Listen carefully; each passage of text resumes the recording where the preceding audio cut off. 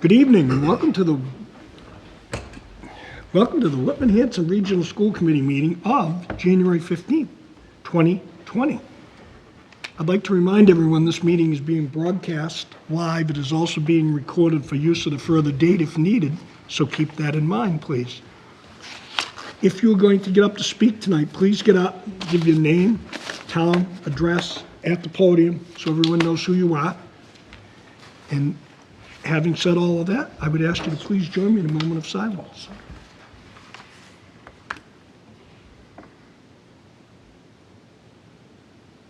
Thank you. Also, would you please join me in the Pledge of Allegiance to the flag? I pledge allegiance to the flag of the United States of America and to the republic for which it stands, one nation, under God, indivisible, with liberty and justice for all. Thank you, everyone, for coming tonight. And a special thanks to the Student Advisory Committee, who I see sitting right up front. Thank you all for coming. We appreciate having you here with us. Okay.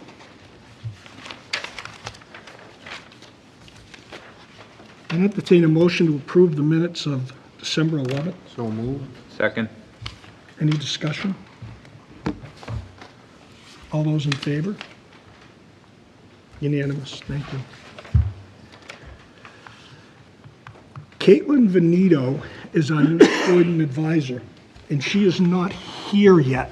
So I'm going to move over her report in case she comes in momentarily and move right into the superintendent's report. Thanks, Mr. Hayes. Just to give you a briefing on the transition, Tori resigned the other day, stating her schedule, work, and things like that. She's missed every meeting, so she's felt like it wasn't appropriate to keep, holding it off. She passed it over to Caitlin. Caitlin found out yesterday, so hopefully she adjusted her schedule, but she will be our new student representative for the district. Sitting here, we have 4 young ladies who I've met with and Dr. Jones has met with over the past couple months as the superintendent's council. Parlaying that with the request of the committee, I'm going to continue to meet with this core group of kids, but we're also going to bring other students in front of you as you deem necessary to show you an eclectic group of high school students and what's going on in the district. So I've asked these folks to come today for you to ask questions, for them to give some answers to you or give their opinions of what they're experiencing so that you get a tangible student voice to the school committee. I feel that they have a pretty good relationship with their high school principal. They'll tell them the good, the bad, and the ugly. I think they have a pretty good relationship with me, and they'll tell me the same. But if you have questions or if they want to share some information with you, I think that's appropriate. So, and Mr. Nito just came in. Caitlin, thank you for joining us. Sorry. Would you like to come right up and sit on, we have a seat for you. And you can give us your report. Do you have a report for us today, or was it excellent? So you're right on cue. Oh, perfect. All right.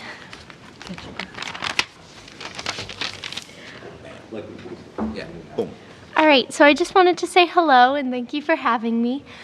This week, all of Whitman Hanson has been preparing to take midterms. Today we had our C and F block midterms. Tomorrow will be D block. Friday will be A and G, and Tuesday will be B and E block. This weekend, Whitman Hanson is hosting the annual Tri-County Music Festival. A multitude of our course students are helping to set up and are participating in the beautiful pieces that Miss Riley, the conductor for this weekend, has picked out. We also had a few students go to the Senior District Music Festival last weekend after auditioning and being accepted. Winter sports are continuing with a bang. The Panthers are doing a fantastic job this cold season. Induction for all of the new subject honor societies is next week on the 23rd. We're all so proud of all the students who have been inducted. All clubs have been continuing with many different exciting opportunities as usual. Well done. Excellent. Thank you. Anyone have any questions for Caitlin? Caitlin, thank you, and thank you for joining us. Thank you for having me. Caitlin's also part of the council, so she's been meeting with us frequently as well. So feel free to have them speak, whatever. Okay, I have a few questions for you, but I'd like you to get up and introduce yourselves at the podium. You might as well get used to this.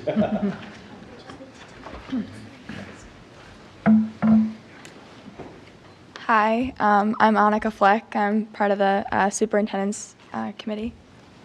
Can you tell us what grade you're in? I am a senior. Thank you.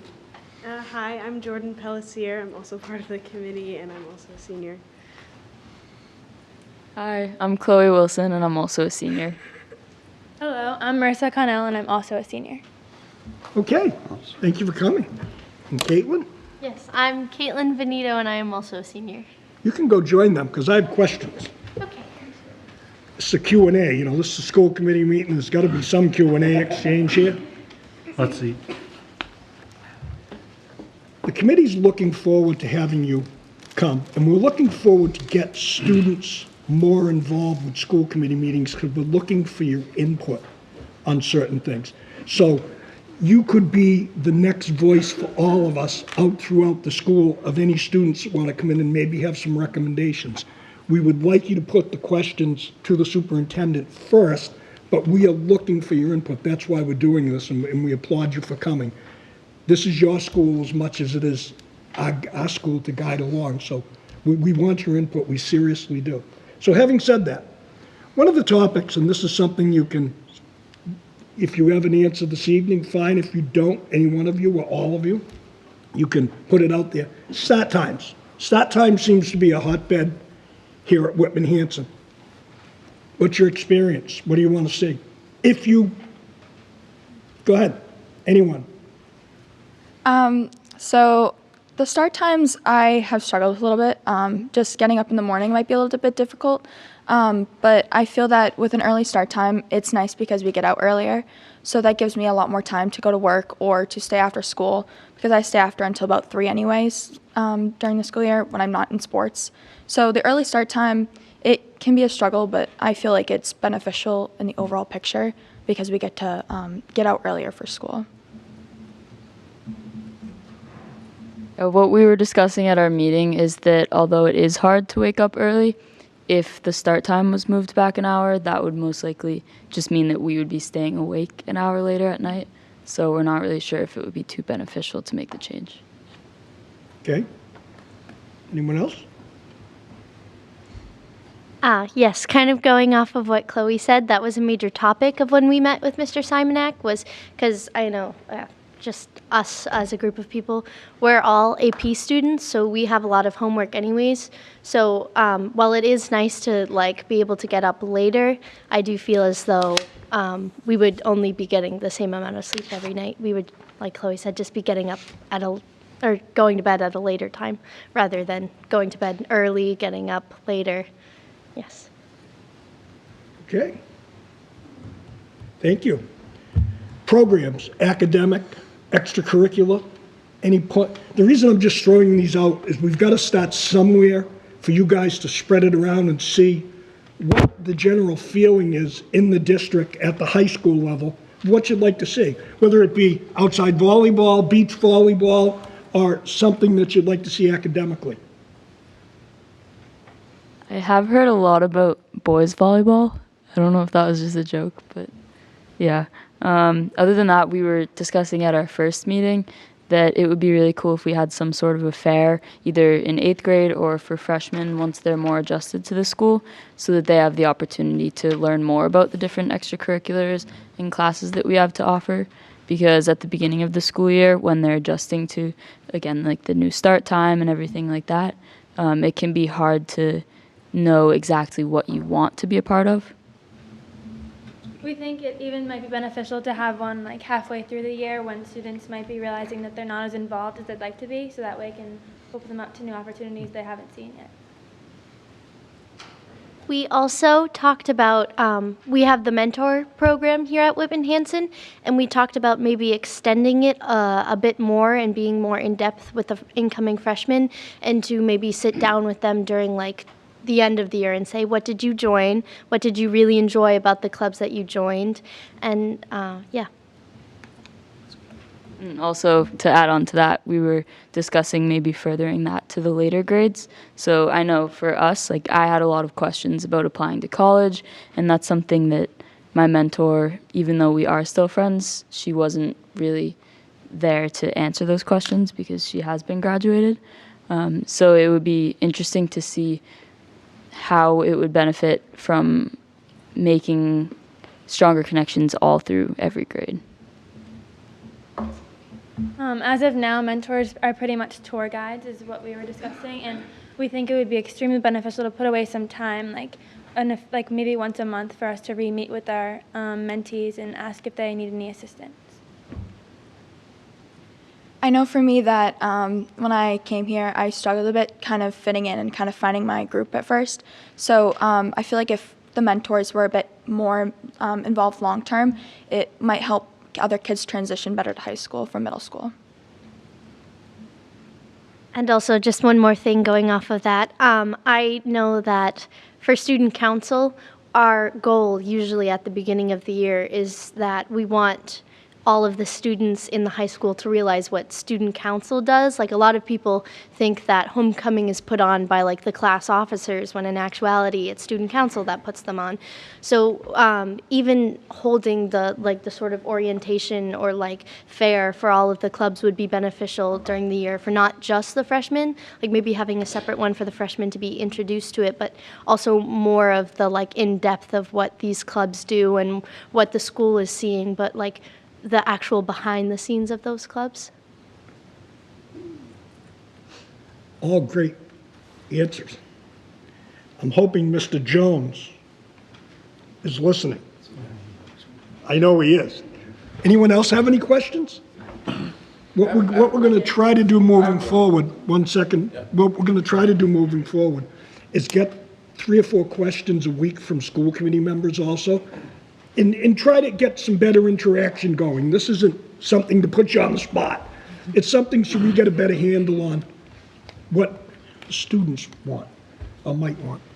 Yeah, if I could just pick your brain a little bit, going back to when you talked about mentorship in later years. So you brought up the example of college. So as seniors now, you're in the throes of it. You've got acceptances already. You're deciding where you're going to go, what you're going to do, packages, financial aid, merit. So what would be a good time then, now that you're seniors having gone through it without a mentor, what do you think your options, or what would be your advice to Dr. Jones and Mr. Simonak as to when to begin that for the kids who haven't got it? Is that freshman, sophomore, junior? What say you? So we also had a conversation in our superintendent's council meeting where we kind of thought about having workshops during the summer for students, whereas so I know personally, the Common App opens in August, and I sat down immediately once it opened and tried to get a good chunk of it done to start off, and I felt extremely blind going into that because we hadn't started senior year yet, and it was like we hadn't necessarily talked about Common App, maybe like a tiny bit like, oh, this opens in August, you should start it. So we felt as though a workshop during the summer where the incoming seniors or the juniors this year could go in and learn like specifics about the Common App, because we've had assemblies and we've had guidance counselors come in to talk to us in our classrooms, but they almost seem not rushed in a way, but they have to be done by the period is over, or a certain time where the teacher can still get in the lesson plan for the day. So we felt that would be extremely beneficial. Smart. Other than the workshops, I would say that college planning and college mentoring is something that's applicable to every grade, really. When we're freshmen, we don't really hear a lot about it, and everyone says, like, you still have plenty of time to make up your mind, but I think it is important to have that at least in the back of your head in every grade. I know that at the committee meeting, we had also talked about maybe having seniors be mentors to like the juniors or the sophomores, and then maybe juniors to the freshmen, so that each class or like the underclassmen are getting a bit better of a representation of what they need to do as they are going through high school. So if seniors mentored sophomores, or if even the seniors mentored the juniors, they'd be able to talk about, okay, here's what college planning is like. Here's when you need to start thinking about college. Or, hey, these are the classes maybe you should start thinking about if you are looking to do this in the future. Or just different things like that. So it gives students a better idea of what they're doing, because as I know some of my friends had said, we kind of were coming into this blind a little bit. I'm the first kid going to college, so I have no idea what I'm doing. And so having that person to tell me, hey, you need to do this, you need to do this, would have been really helpful this year. Even if seniors just meet with juniors like in June after they're freshly out of the process and just like explain some tips and tricks, I think that would be extremely helpful. Great. Okay. Dawn? As seniors, you're either 17 turning 18 years old, maybe 18 already, and this is a presidential election year. Have you thought about registering to vote? So I am already registered to vote. I also know that one of my close friends, Samantha Thompson, is really excited to bring in a possible thought of a fair where all of the kids 17 to 18 can get registered to vote, and she's very, very excited about this. So yeah, there's that. Yeah. That was, going to be my follow-up question about maybe organizing a voting drive. Yeah. So I'm in History Honor Society, and right now one of the focuses that we are doing is to work on the elections and getting kids registered to vote. I haven't registered to vote yet. I plan to. I just don't really know how, so I think it's a really good opportunity. It's a really good opportunity to that we're putting together. Sam has been spearheading this with Mr. Dunn and Ian Brown, so I know that something is coming soon to hopefully get this off the ground and getting going for kids to register. Great. Do you mind? Okay. Mr. Cullity? Kind of like devil's advocate here. Do you have any thoughts on what classes that are not currently given Is she done? that you might like to think about or should be in the school system? I think it would be cool if we had either AP macroeconomics or microeconomics. I think an SAT prep course would be helpful for a lot of students. This may seem like a bit of a stretch, but I am a musical kid. So I really, when I first took the AP exams my sophomore year, and I saw that on the back of the pamphlet where they had all the schedulings, there was an AP music theory class. I feel like that might be a very niche kind of AP class to take, but that is something that I would have loved to take like that. Yeah. Okay. One more question, Dawn? Yeah. If you don't mind sharing a club or activity, or you just mentioned you enjoy music here, but something that you've enjoyed here that you've done outside of academics, even a sports team.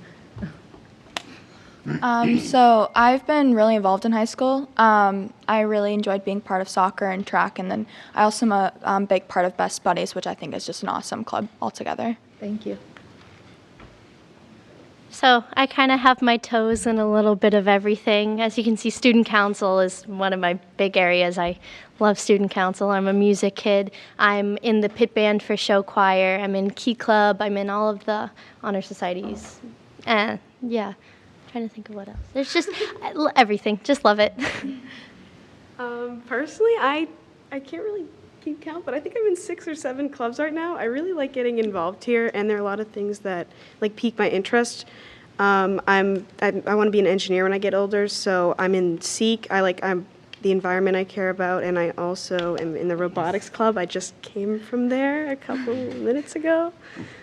Can you explain SEEK for those that don't know the acronym? SEEK is the Student Environmental Awareness Club, and we do the recycling for the entire school every Monday, and we talk about ways that we can better make our school more environmentally friendly. So right now we're kind of, we had a meeting, but we didn't really discuss it as much, but we're going to be discussing environmentally friendliness around the lunch areas and things we can do in the lunchroom, maybe styrofoam trays, things like that. Thank you. Marissa and I are both really involved with the Red Cross Club. We started it our sophomore year, and we've had a lot of great opportunities for number one, professional development, working with higher ups that are part of the American Red Cross. And we've also had a lot of great opportunities to fundraise and hold events to give back to the community.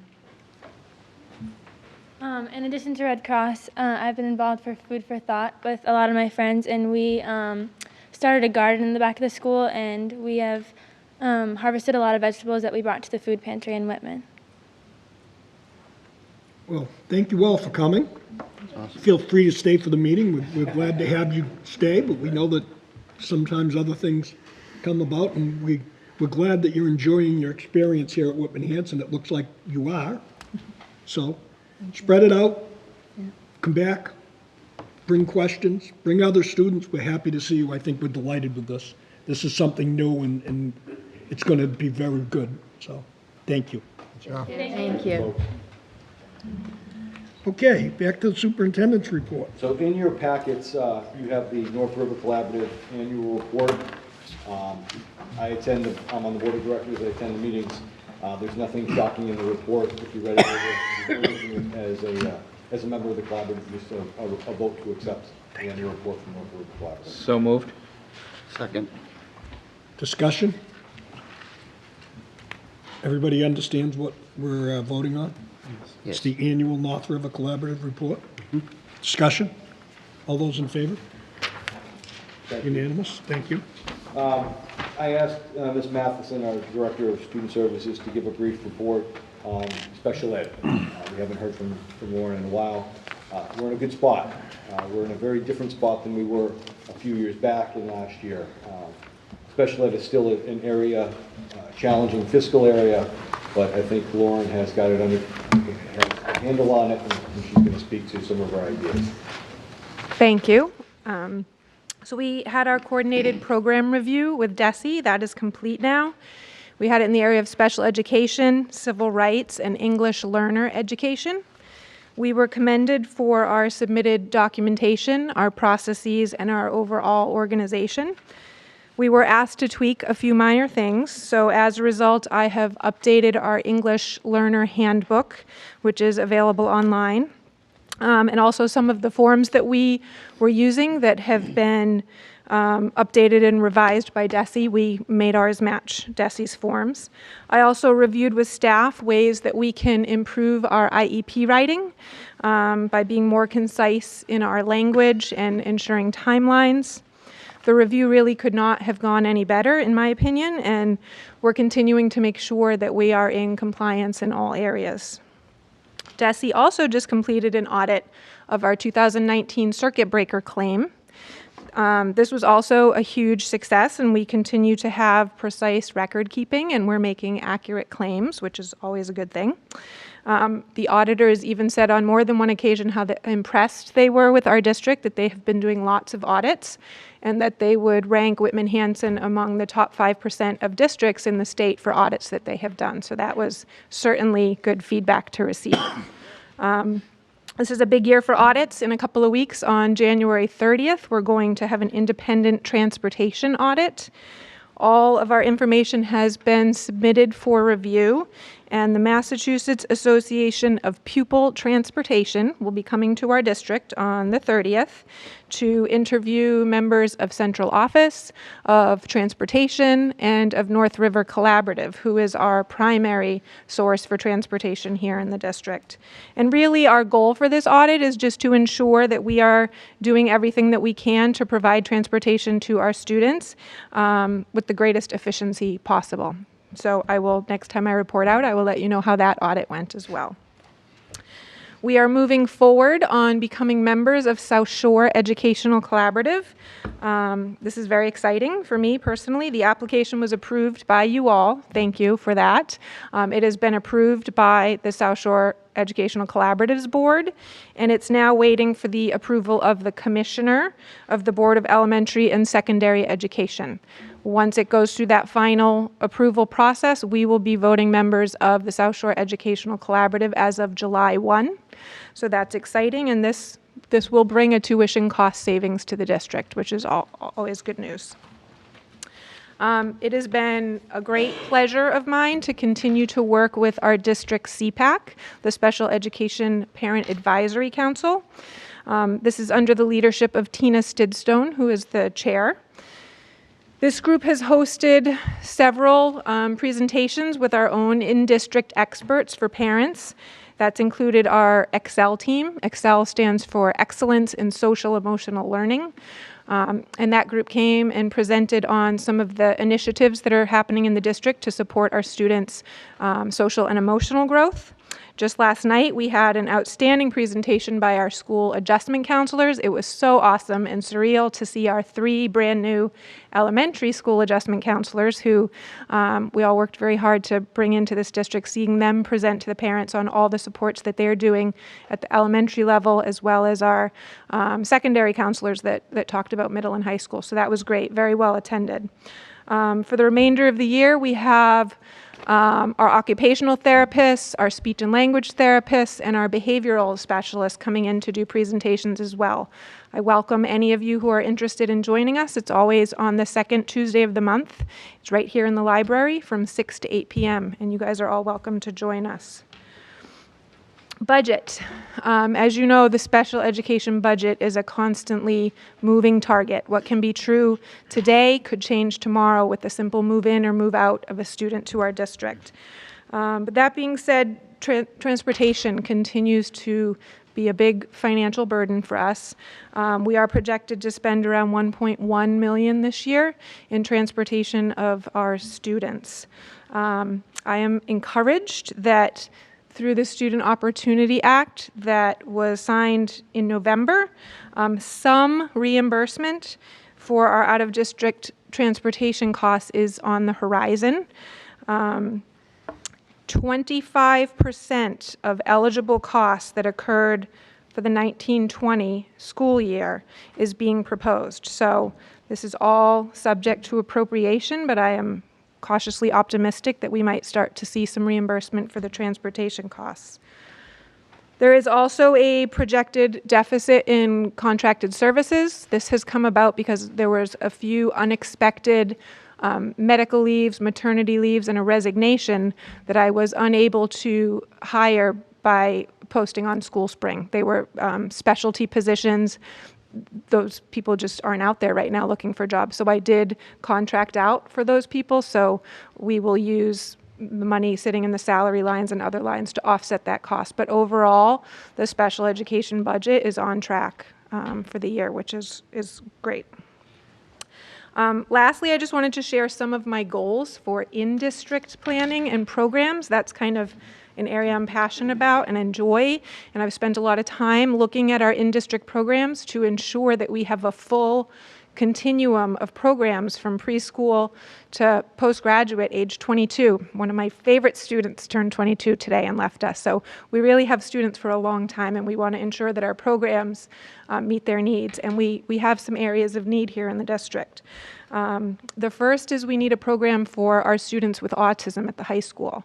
We have programs from preschool to grade 8, but in order to keep these kids in district and to meet their needs, there is a need for a high school program. I'm a big advocate of our Bright program here at the high school and all the great work that it does. I really believe we need these programs at the middle school to start meeting the needs that we're seeing there.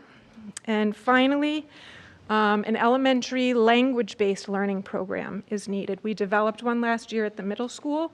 It's great, it's going very well, but with language-based disabilities, it's important to really programmatically get at those at the earlier ages. So I think having an elementary program will start remediating some of the needs before they get to middle school. So those are kind of my long-term projected goals.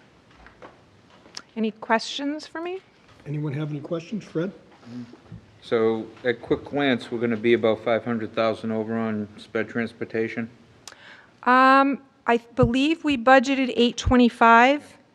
So if we're going to be around 1.1 million, I think it's about 300,000. yeah, just shy of 300. 330,000. Do we have any ideas of where we find the money? It's just going to fall from the ceiling. No, Lauren's been doing a nice job with tuitions as well, as kids moving in and out. The tuition line and that salary contracted service line, they should offset. Right now, we're okay, and that's why I'm not panicking when I said we're in a good spot. We're over in transportation right now, but it seems like we're balanced, if not a little bit under in tuitions. and we might have some students coming back. I think that one of the key pieces that Lauren has done this year is transitioned our out-of-district placement coordinator, and we changed that position around. We put somebody else in it, and that person has been actively working with parents and students to bring them back to school in the appropriate setting so that we're not just, kids just aren't stagnant out of district. So if we need to, by February, March, if we look at it, we'll be talking. Usually that's not the outrageous number. Last year when we were $1 million in the hole, I was worried, and we were able to fix it. We still haven't frozen the budget because of SPED, anything like that, so I'm confident we'll be able to live within our means in SPED. I'm cautiously optimistic through May. Mike? Jeff Willard, can you explain why the transportation cost has gone up so much?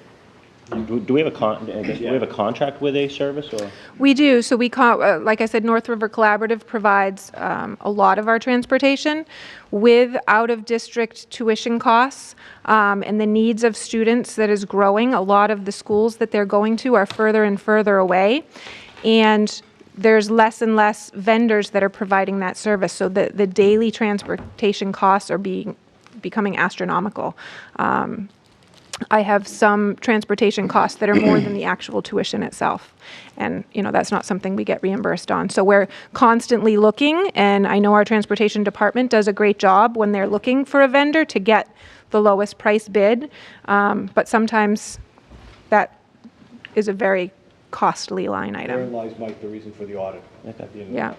And we're looking at that, and we're not the only district it's hit. I mean, Lauren showed me a bill for transportation for a student which was more than the tuition, just to go back and forth on a day-to-day basis. And that happens when that placement might be in another part of the state, and North River doesn't go out there. You can't put 2 students on a van. It's a one-to-one, and sometimes the vendors, they're a commodity, so they're picking their own price. And therein lies the audit. And that's why with the Student Opportunities Act, if we get 25% even, it's more than anything. And 25% of $1 million, I'll take the $250,000 in reimbursement. So cross your fingers that the appropriations are there this year. That's phased in over 4 years, 25% the first year, 50 the second, 75 the third, and full reimbursement from there on in, with the caveat, subject to appropriation. Like they're even talking today even with receipts that the budget's going to be tighter and they might have to find money. So who the heck knows? Chris? Just a follow-up question. Can you guys share just roughly when you say the cost of the transportation, what are we talking in dollars? So I've had quotes from it's $150 a day to transport a student up to, we had one student that was costing us just shy of $400 a day to transport them. And that's without, if the student requires a monitor for safety reasons, a monitor on the van, because the driver can't necessarily meet medical needs, social, emotional, or behavioral needs that are happening while they're driving. So oftentimes then you have the added cost of having a monitor on the van as well. Not for naught, we actually had the conversation about hiring the parent full-time to drive their child back and forth. It would have been cheaper at a rate, a regular salary rate. So that, we're trying to be creative, but that was the one that we're talking $450 a day. It's very expensive. Dawn? So when we talk about trying to reduce the expenses of special education, an example like this where we're busing them because their needs are met at this location, there are some students that we can't meet in-house, their needs, right? So that's required, and that's important to that student, and that placement we wouldn't want to change because that's where their needs are met. The areas we can recognize savings, you had mentioned, is like the elementary language-based, right? That's a program. We may need to spend money, but it can save us money in the long run. And the autism program at the high school. If not, we're looking at another placement outside. And then the Bright program, I just like to remind people that acronym that stands for and to explain that just to get Yes, so BRIGHT, spelled B-R-Y-T, is Bridge for Resilient Youth in Transition. It's actually a program for all students. It's not really a special education program. It's for students who have long-term absences from school. A lot of times that does come because of mental health issues with psychiatric hospitalizations, but oftentimes it could be a car accident, a concussion, anything that keeps a student out of school so that they are dealing with whatever that issue is on top of being very behind in their schoolwork, and it's they need support to get through. So there's an academic component to the program and an emotional component to the program, and we find that it kind of stops that revolving door of kids going back out for repeat hospitalizations because they have the supports that they need to be able to stay in school and finish the year. So that also you spend the money to save the money on the tutors that it costs while the students are out of school, not to mention all the missed time on learning. All right, Lauren, thank you for a very good report. Thank you. Probably one of the most detailed reports we've had on special education in a bit. Thank you. Thanks, Lauren. We are working now on our strategic plan 2020 to 2023. If you checked your email, MASC actually sent something out today around strategic planning and changes in the Student Opportunities Act, which George is going to speak to you about. The school committee actually has to become a relatively active member in the strategic plan and actually approve some of our improvements for some of our students prior to April 1st. We have to come up with a plan for some of our most at-risk students to show how we're going to help them to achieve success. We have to present this plan to DESE by April 1st. DESE has said they're coming out with a template for that, which we don't have yet. So we started a process with our team today to formulate the strategic plan for the district, but also isolating a part of that we're going to have to submit that you're an active role. So George is going to speak to that. Sure, so, thank you. So, again, we're at that time of life where our strategic plan will now become a new living document for the next 3 years. We met today. I also want to say we met with all different aspects of people in our district, and then we also have a plan through our principals where we have a vision and we have a worksheet that's going out to all of the PTOs and the PACs and all of the staffs at the school to get input and to get guidance and to get buy-in from all of them. But we're meeting and we'll have a strategic plan for you the next 3 years. If you remember back, this is my 4th strategic plan since I've been here. So that's going on 20 years now, and we've done it every which way. This way we're adapting and we're adopting the tenets and the structure that we used the last time that we felt were positive.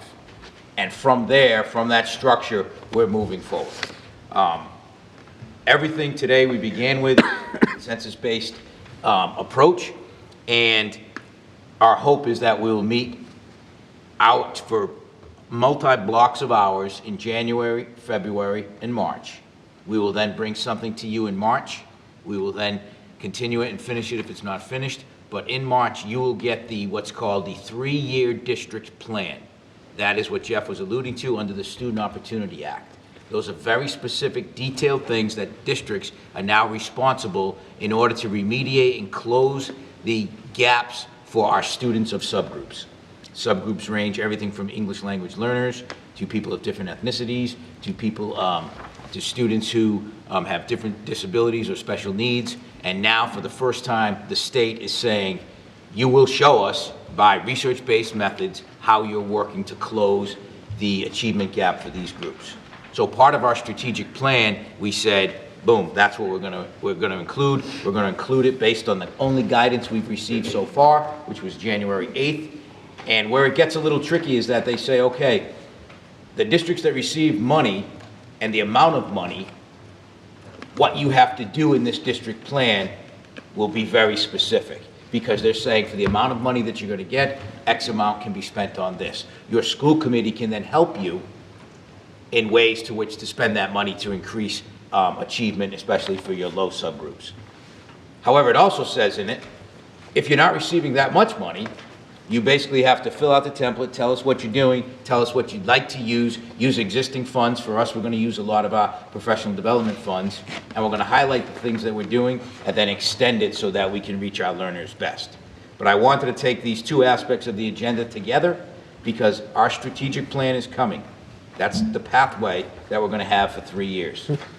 Under that is a subset of the 3-year district plan that DESI is requiring us and requiring you all to have input and to vote on. So we wanted to mention it today. I don't have the specifics except the overarching guidelines because the template isn't here, but please know that we will update you monthly, and then when it is finished in a format such as this, we will need a vote, we will need an approval, because by April 1st, all districts have to submit to Commissioner Riley. He's then free to look at it, stamp it approval, say yes, or send it back for further amendments with which we'd have to come back to you for.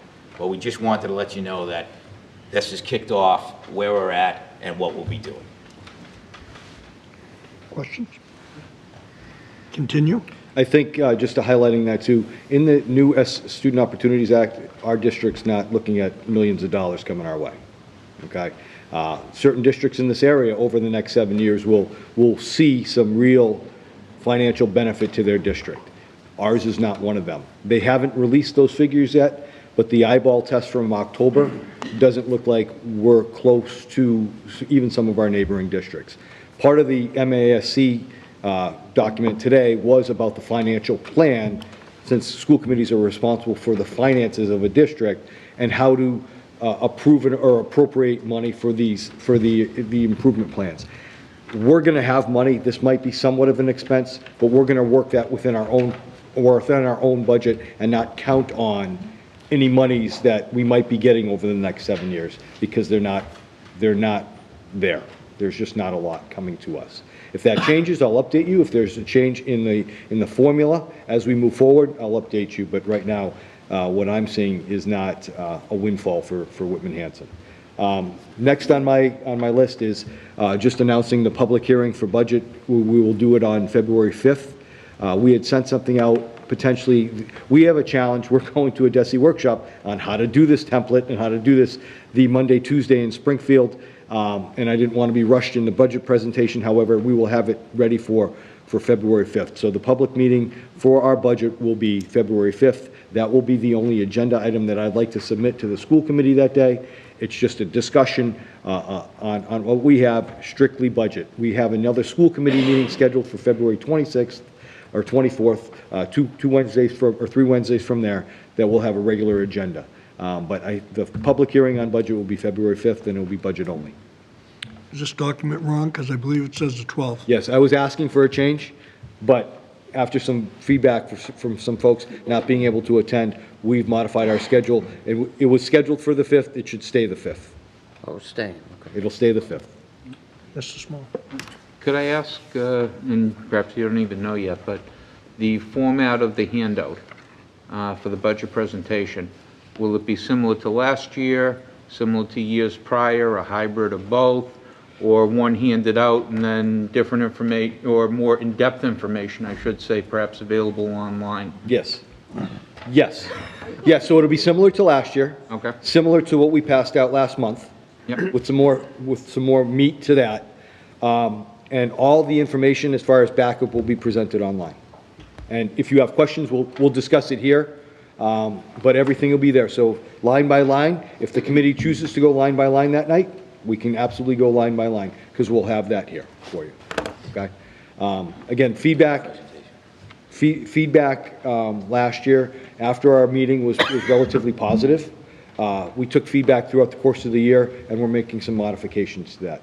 What I don't want to do is do a 7-hour meeting, unless we need to do that, unless the committee needs to do that. We just want to give you as much information of where we're at right now, in that snapshot of presenting the budget for FY21, and then following up with questions and trying to model or see what we need and what's available for us to present for the two towns over the next 2 months. What else?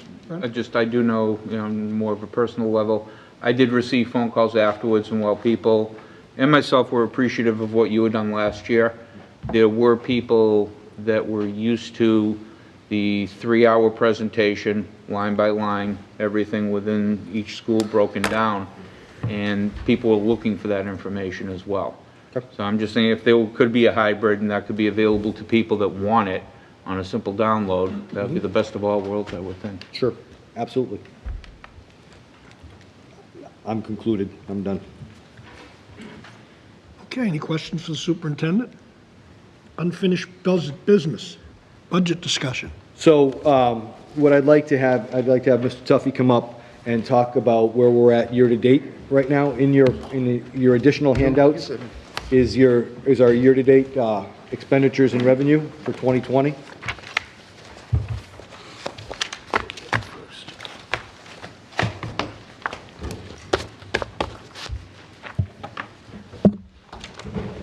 Good evening. As Superintendent suggested, tonight's the first time I've come before you to give you a copy of where we stand year-to-date with revenue and expenditures. As it turns out, this time last year, you got the exact same information, the exact same report, and at this point in time, while I've had a chance to start to understand your budget process and how the numbers work, it really relies an awful lot on a comparison. What's the trend this year compared to last year? How do things look? Do we have any line items that seem to be terribly out of whack one way or the other, or anything we should have great concerns about? At this point in time, there's no one particular line item I'm terribly concerned about, and if we could start with the revenue report, which is the simple one-page report that you have, when you look at it, and if you compared it to last year, you'll see down the very bottom of the right-hand side of that page, it says at this point in time we have received 49% of our budgeted revenues. As it turns out, the revenues are coming in about the way we had expected. At this time last year, we were at 49.7% of our revenues, so we're more or less in the same range. The only thing that I need to mention that is different, if you were to look at them side by each, and that is that at this point last year, we had collected about $393,000 in transportation reimbursement. At this point in time, we haven't collected any transportation reimbursement from the state, but then again, no district has gotten their transportation reimbursement yet. There's a feeling it's related to, you may remember at the end of the last calendar year, there was some talk going back and forth about a supplemental budget that was going to add additional funding to transportation. In the end, my understanding is they signed the bill that was going to add additional transportation, that is money. That's probably slowed down the process of distributing the money. So once that comes in, we'll be fully online and up to date with what we had expected. When we look at the expenses, it's sort of much the same way. At this time last year, I'm not talking about dollars because the budget this year is larger than last year, but if we were to look and say, where were we at this point last year when it came to encumbered and spent funds? This time last year, we were at 63.8% of the budget that has either been spent or encumbered. A lot of our funds are encumbered. If you look at the utility accounts, for instance, they're fully encumbered in the day we start. Photocopiers are something we know what we're going to spend that's fully encumbered to the day that we start. At this point in time, we're actually at 59.8%. So there's a variance there between those two numbers. We'd call it a positive variance. We're up to date with our bills. We haven't spent quite as much of the budget as we did last year, and so that's relatively good news. We do know that there are some line items we're going to have to make some adjustments to. We've been talking with SPED about some of their numbers, and as the superintendent pointed out, we see the money within their budget based upon needs having changed from when the budget was presented last year. We just need to start to move the money around. It's my intention to come back to the committee next month with some line item transfers, something that was done last year at this time, but we're going to do it in February, and that'll be at the second meeting, if that meets with your approval. Anyone have any questions for John? No, that's good. I would imagine our heat bill is probably a little less this year. Well, actually, I haven't seen the bill yet for January, and that's going to be the happy month. As it turns out, there weren't a huge difference in degree days in December from years gone by. And of course, when we talk about the cost of heat or utilities, only about half of it is in the commodity, and the other half has to do with transmission and distribution. Having said all of that, yeah, I think we're going to do the happy dance when we look at the January bill. Unfortunately, I'm a believer in regression to the mean, which is to say we've had an awful lot of warm days so far in January, and And it's just the biggest part of me says we're going to pay for that in February with some cold days, and in the end, it will all average out. Fred? On regional transportation, I think they're splitting it up in 2 payments. They have traditionally given it to us in 2 payments. The From what first I've heard payment comes more or less in November and December. Second payment usually comes in May, sometimes in June. And in years gone by now, what will happen this year, of course, I don't know. But in years gone by, they've looked at that money because there's always a certain amount of adjustments that are made as the year goes on, and often that second payment is slightly larger than was expected. It's never been a huge number, but any little bit helps. I think they're splitting it 50-50, and the first payment is due imminently. Correct. And then the second one, I believe, they're talking February, March. Well, that would be wonderful news. So, just... I mean, one of the things we get to do is earn interest on money. And I was talking to David Leary, who is your treasurer, and he would be very happy to have additional funds to invest. Yeah. Anyone else? Thank you very much. Thank you. Thank you, John. And I just wanted to brief the committee on I met with Whitman FinCom. John and I did 2 weeks ago now. Presented exactly what I presented to you folks. They were appreciative of the information we presented. They asked for some additional documentation around student enrollment. We had I think, very good dialogue with the committee. We were there maybe 45 minutes to an hour. It was a different tone than last year. We were in a better spot financially, at least. Or at least there was some really positive dialogue back and forth. As I mentioned to that FinCom last year in December, when my first numbers were minus 6% below level fund, there was a different tone this year with the Whitman FinCom. I look forward to meeting with the Hanson FinCom at some point in the near future after we present our budget. But it was a positive meeting with the Whitman FinCom. Again, I didn't give them any additional information than I gave this committee as far as required, recommend, or required, restore, and recommend. You have the same numbers as they do, so they have a working number that we're looking at. Once we go through the presentation on the 5th, we'll give you some ideas around recommend, required, and what that means to us. But I didn't want to share any information outside of this school committee with people in both communities as far as numbers. That's what you see is what they've seen. Okay. Did Sean want to speak? Question? Sean? I'm good. Sean Kane, 31 Forest Street in Whitman. At the Hanson Selectmen meeting, they had legal counsel there, and she referenced that in order to pass the budget, you need 7 votes. And according to her, she thought that the assessment would really be part of the budget. So in order to get a budget passed to town meeting, you need to get 7 votes. And to me, that seems pretty clear that it would be difficult to get 7 votes with such a split on the budget. And, which infers that if you can't send it back to town meeting, the super town meeting and that kind of stuff doesn't happen, it's really setting us up for the whole process to go down towards, the state taking over in December, which sounds terrible to me.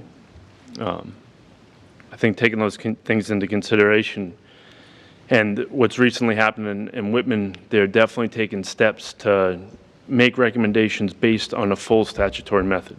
So as time goes by, it's going to get more and more difficult to loosen up because, parts of the budget lots of parts of the budget are coming into place, and it's going to get more and more difficult to change that.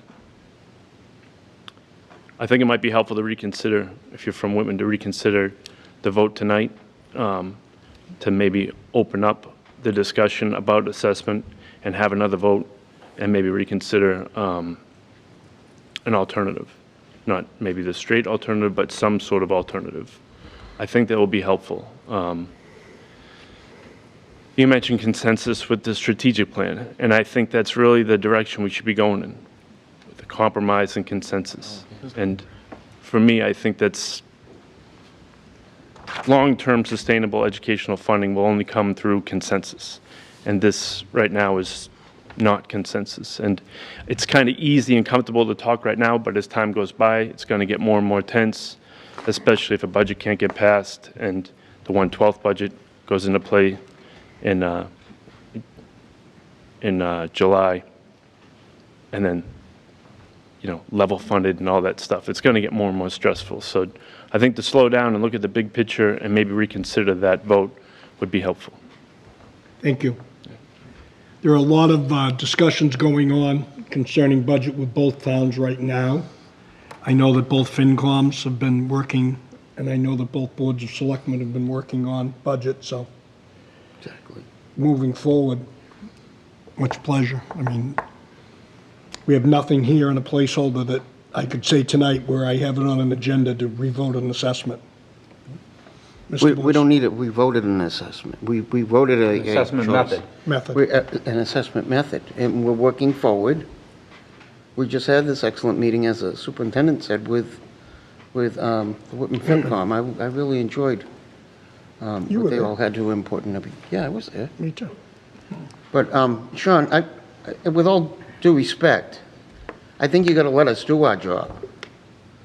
Appreciate you coming with the ideas, but lately the ideas have been, it's already, every day is doomsday, and we don't have a leg to stand on for anything. And we're in this all together. So I think it might be helpful to keep together. And I don't know, you're kind of tearing us apart in a way that we're not even looking at it that way. Well, we have no, I mean, if Hanson wants to do an audit, and I have to agree with the chairman, I know the superintendent at first take it, as a little bit of a slant, but, if they want to go ahead and pay for an audit and do your audit and so forth. Let Hanson do that. I can't tell those townspeople what to do if they want to do that. We haven't even met with their FinCom, so give us a chance to do that. At the Whitman FinCom, they talked about keeping it within 5% assessment. Right? So say it was 5%. What would that be for Hanson? Over 20% assessment. All right. So, again, I let them. So you say it's a comfortable Whitman FinCom meeting. Okay. It's comfortable for Whitman because it's within the 5, or even they made a recommendation or talked about less than 5, really.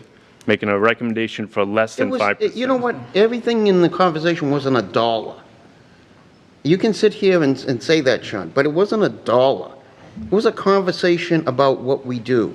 But the conversations that are had, there are formal recommendations. That you had, okay, that's way different than what we've had. I'm sorry. The conversation that was had at the Budget Override Evaluation Committee just the other night, there's a 3-hour meeting, at the Hanson Selectmen meeting, at the Whitman Finance Committee meeting, and at the Whitman Selectmen meeting last night. I've been trying to follow these things.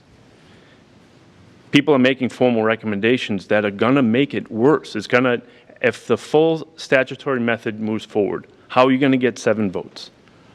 Is anybody from Hanson going to support a budget that includes a full statutory method? I'm asking you, from Hanson, are you going to support a budget? You need to get one of their votes. If you don't get one of their votes, that means ultimately it doesn't leave this committee, which means ultimately it's going to go to the state. I'm here in front of you because I don't want the state to take over our finances. So I know I don't want to ruffle any feathers, but I don't want the state to take over. I'm asking for a compromise that doesn't seem unreasonable to me. Okay. Fred, we're not going to go on. No, we're not going to go on. This is going to be very quick, very to the point, you. etc. Thank you. Okay? Sean, we sit up here and we have our votes. You have your opinion, and you're welcome to have your opinion. That's what's great about this country. Everyone has an opinion. Okay? And if you play things out, well, what if we do this? What if we do that?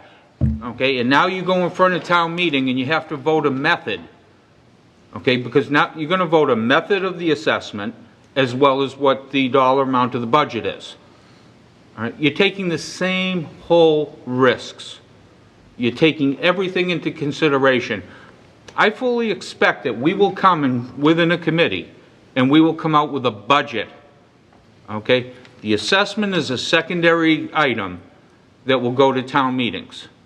Okay? But I think we're going to come out of here with a budget, and it's our job to try and do a budget that is going to meet the needs of our pupils and meet the needs of the kids. That's what our job is a budget.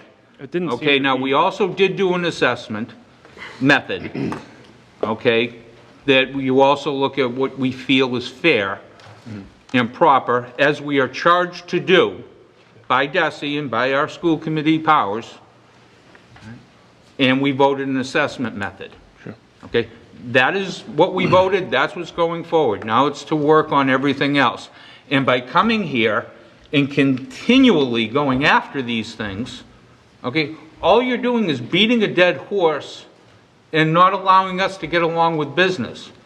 Okay, this is 5 minutes of my life that I'll never get back, talking about something that's been discussed by this committee ad nauseum. So for that, I thank you. I've got nothing further. I've got Chris and then. Thank you. Can I We've got guys, we're gonna be kind of brief here. Hayes, can I respond because to that we- real quick? Okay, go ahead, Chris, So go ahead. I'm only going to speak for myself. I think some of the points that Mr. Kane brings up are very relevant. I think it puts the folks that represent Hanson, again, myself, I'm speaking for myself, in a very difficult position to support a budget with an assessment methodology that isn't supported. So I think I would heed Mr. Kane's words and think them through, because if what I'm hearing is we voted the assessment methodology and that's a done deal, you had 4 people from the town of Hanson unanimously vote against that methodology. So to make the leap that that's over and done with and we're just going to move into budget, that's a tough leap for me to make. So I think it's a good point. I think we just all need to be aware of that. I think that's what the legal counsel was saying at the selectmen's meeting the other night in Hanson. Robbie? 100% agree with everything that Mr. Howard just said. So since Fred's worried about 5 minutes, I'll leave it at that. My second question is, does it require 2/3 of the committee for the budget? Because that was going back, because I watched the selectmen's meeting. 7 votes. So it requires 7 votes, okay. It requires 7 votes. All right. So I echo what Mr. Howard said. And that's 7 votes because we have 10. Even if there are 8 people here that day, it's 7 votes. We checked with our council as well. I appreciate everything that one second, Don. I appreciate everything that everyone has said. On tonight's agenda, I don't have anything that says we're going to revote an assessment. Okay? So I can't entertain that this evening. What I can tell you is I'm very proud of both boards of selectmen, both FinComs. They're working very hard, not just at their monthly meetings, they're having extra meetings, and they're all working to come to some sort of conclusion with the assessment and with what's going on with the budget. I think that diligently we should give them maybe till our next meeting, or we can put it on the agenda for the 5th at the end of the meeting, which is right around the corner. I hate to do that, but I still say that giving them a little bit of time, they have put a tremendous, tremendous amount of effort into this process. Both FinComs, both boards of selectmen, and I know the administration has been involved with some of it, so please afford them some time. Dawn? My comment is regarding the comment about the state taking over. And I know we have parents watching, and I know there's a lot more eyes watching and listening. So it's important to explain what that means, the state taking over, and we have a student here too. It sounds really scary. And it can be scary because it is the unknown. I recognize that. I just want parents and students to know the school will operate and classes will be held. When the state takes over, it's always in the best interest of the students too. It's the Department of Elementary and Secondary Education. They want education. They will come in and they will want to help us. So I'm not saying what decision they would make. I just want people to understand they won't come in and shut us down. And so I'm trying to help here by explaining that point. It's different from receivership. If a school district goes into receivership, it's based on underperforming grades and academics and so forth, and that can be a different climate. I mean, those schools still operate too, but fiscal control of a district by the state is just because we couldn't get a budget, and they help us to get there. Dawn, what town was that? Dayton or Rehoboth? that you sent the email about? Yes. Yeah. Dayton or Hopewell. Yep, and that was a good article about it. To tailor into what Dawn is saying, Robbie, or for everybody who's watching, the state could physically come in and up our budget. If they determine that it needs more money, they come in and they just give you the bill, and you have no choice. And it could be even bigger. It's not always they're gonna come in, people have this thought process that they're gonna come in and do this and do that. They're not.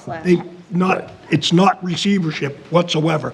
The school system will open in September and close in June, as it has for many, many years.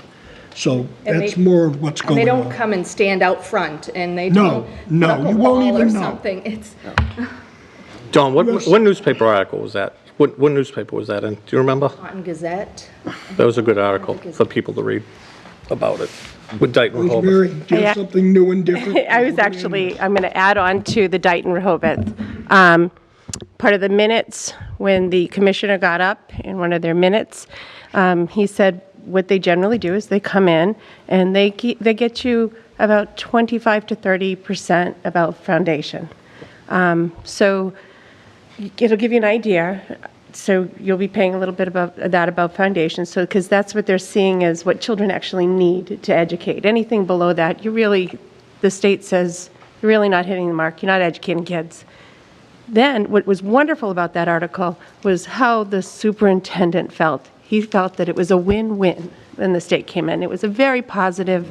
They really felt like it reduced stress, and they're working together. It was a win-win. So this whole boogeyman of the state coming in, hopefully we can work it out. Hopefully we get to the same place and focus and make this about kids. It's clear that 25 to 30% is what they're saying. Kids need at least. Now that's the at least.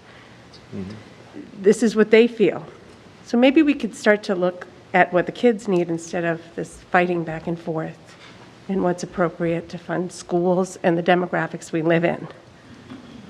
We can get there, but don't be afraid. I'm not afraid of the state coming in after following the Dayton Rehoboth. It's not something I would. Thank you. Could I just mention one thing very quickly? Go ahead. We don't even know what the numbers are until they're released. You've got the governor's budget coming out on the 21st. The 22nd is when you get the new minimum local contributions. We referenced the Student Opportunity Act tonight.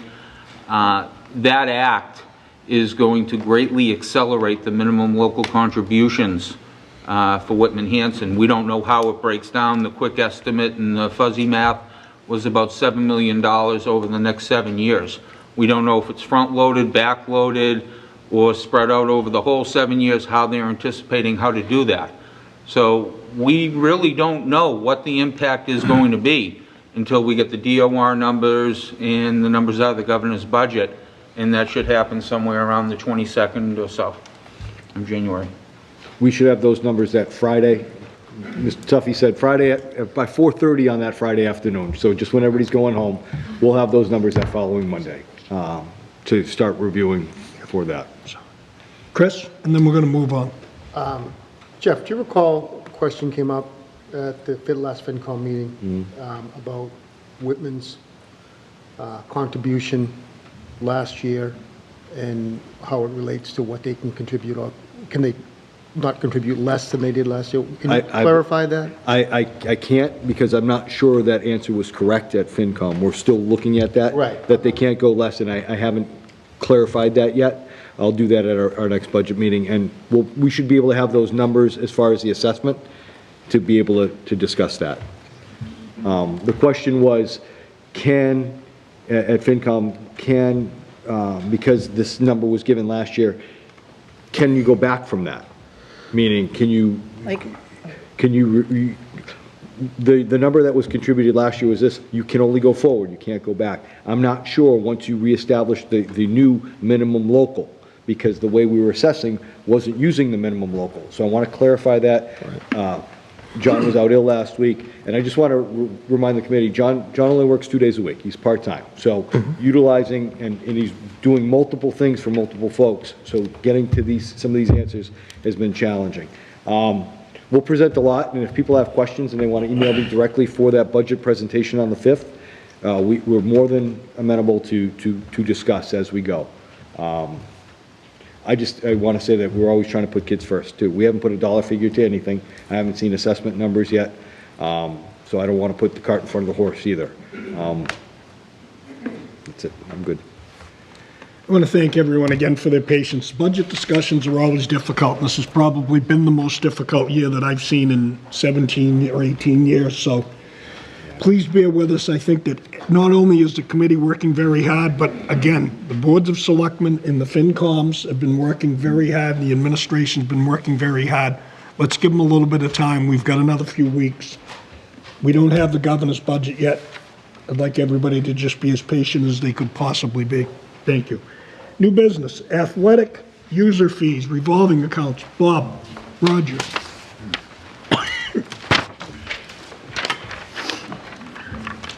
Good evening, everybody. So I thought tonight would be a good opportunity just to try to explain how athletics is funded, because a lot of times there's a lot of misunderstanding. Through the years, the entire school district, we've endured a lot of different cuts, and the athletic department is certainly has not been immune from that. It used to be, when I started here 20 years ago, there were no user fees. And the school district paid for transportation, and they paid for uniforms, and they paid for the officials, and they paid for the athletic trainer. They paid for all the equipment and all of the supplies. And through the years, through all the cuts that we've had in the school district, we've had significant cuts in the athletic department as well. I've had people say to me at different times, well, do you advocate enough for the athletic department to get the funds that you need to run a robust athletic department? I do run the athletic department, but I'm a member of the school district, and we want our students to have a great experience. So through the years, when the superintendent would call me up and say, we have to cut this or we have to cut that, how can I, deny the fact that we're having cuts in the classrooms and every place else? So it's had to happen in athletics as well. I'm really proud of the robust athletic program that we offer with the resources that we have, which certainly are very limited. And we've been able to, even through that environment, increase the offerings for our students and to meet our Title IX obligations. We were really deficient in our Title IX obligations up until about 7 or 8 years ago. And through that time, we've added field hockey, and we've added girls swimming, and we've added gymnastics. We've added over 125 opportunities for our girls in our school, because they were certainly underrepresented through all of that. And that's with the athletic department never coming before the school committee or asking the superintendent for any additional funds. We've been able to operate very efficiently. The other thing that we've never done, at least in my tenure as athletic director, I've never gone to our business manager at the end of the year and said, we're short. We need more money. We don't have enough for transportation. We don't have enough for game officials, whatever it is, which is actually, and having Mr. Tuffy here has been really just a big benefit to our school district because of all the vast experience he's had in this area, and he could tell you that that's very common. A lot of my colleagues at other schools, at the end of the year, they run short. We've never had to do that, so I'm very, very proud of that. And we have never, at least since I've been the athletic director, we've never raised the user fee, which I'll address in a moment. But I wanted to start just by making sure that you all understand how the athletic department is funded. And there's basically 3 funding sources that we use. The first one is the money that the taxpayers give us through the school budget. And you can see there are basically 3 things in that part that the school budget gives us, which will be the salaries, the athletic salaries. Then we have our supply budget, which are the consumables when you have baseballs, softballs, things of that nature. And then we finally have the equipment maintenance, which is mandated by the state. Any equipment that is a safety issue, for example, football, the helmets, the shoulder pads, all of that has to be sent out and has to be reconditioned. Those are the only things that the school district funds. The second way that we fund our athletic department is through our athletic revolving account. And that athletic revolving account encompasses the user fees that the students pay, which is $250 for the first sport, $50 for the second sport, $50 for the third sport with a family cap of $600, and hockey players pay a $200 surcharge. So that money goes into the athletic revolving account, and from that account we pay, and you can see the list, I kind of outlined most of the things that we pay from that. All transportation, all buses. We pay for all game officials. We pay for our athletic trainer, which we have a great partnership with Signature Healthcare. It's incredible that we can have a full-time trainer for $31,000 because they subsidize a great deal of that. We pay for our athletic supplies, our athletic training supplies. Our dues to be a member of the MIAA is not paid by the school district anymore. Our dues to be a member of the Patriot League is paid through our athletic revolving. Our NIAA, which is the NFHS part of the National Association fees, are paid through that. All entry fees and dues for the various invitationals and tournaments like cross country and track. They're going to the relays this weekend, for example. Our wrestling team will be in 4 or 5 tournaments over the year, over the course of their season, which costs $275, $300 at a whack. So any team that has an invitational of some kind, we pay for that from that line as well. All supplies and equipment. We have very little equipment that we will buy for teams, but on occasion we have to do that as well. We don't have any money in the school budget for either of our hockey programs. Our boys ice hockey ice and our girls ice hockey ice is all funded through our athletic revolving account. And to the tune, you can see what that costs. So that is where most of our expenses will come from over the operating of the athletic department. We also have a third funding source, and that is our student activities accounts, which are also revolving accounts, but those are sport specific. Each sport at Whitman Hanson, just like every club, just like history club and math club and everything else, we all have a student activity account. It's a revolving account. So when kids do a car wash, they do sell candles or they sell cookies or whatever they do, that money goes into that account. And from that account, that's how when you see a student with a new uniform, they earned it. Whitman Hanson hasn't purchased a student uniform in at least 15 years. Not one. Now, there have been a couple of times where I've had to give them the upfront from my athletic revolving, and then they've paid it back from their fundraising.